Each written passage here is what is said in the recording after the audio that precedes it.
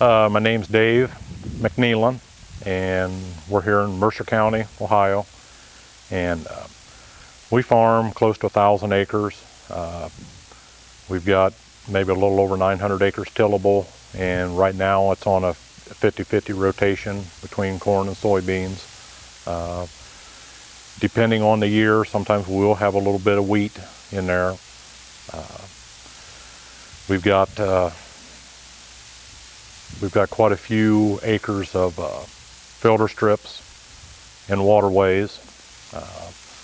There's a lot of benefits to those. There's also a lot of aggravation that goes along with them, but the benefits by far outweigh the negative. I'm trying to think now what the corn that we've got here. This was soybeans last year, and what we did last fall, we ran on our first zone builder over it, loosened up the compaction, and then we put dry urea and ammonium sulfate on it in the spring, and then we've got a Phillips harrow.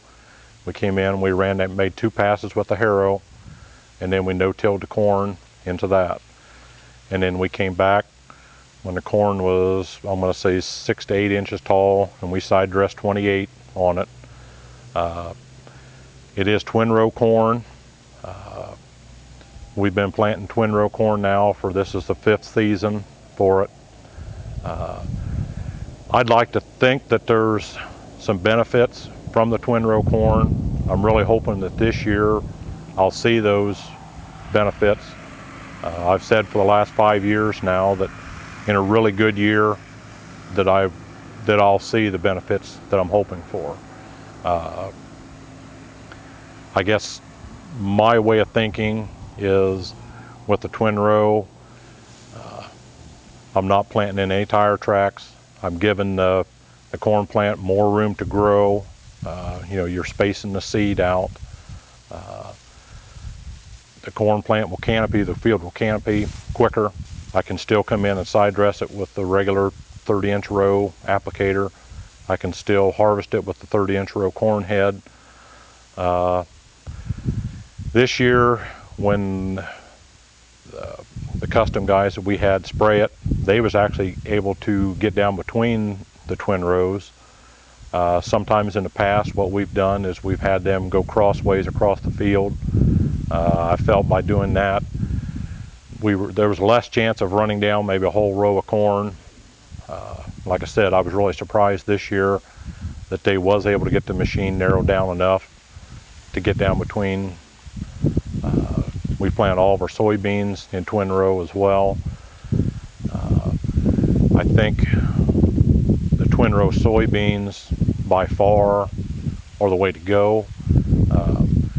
It just seems like maybe it takes another week to 10 days to get them to canopy versus, like 15-inch rows, something like that.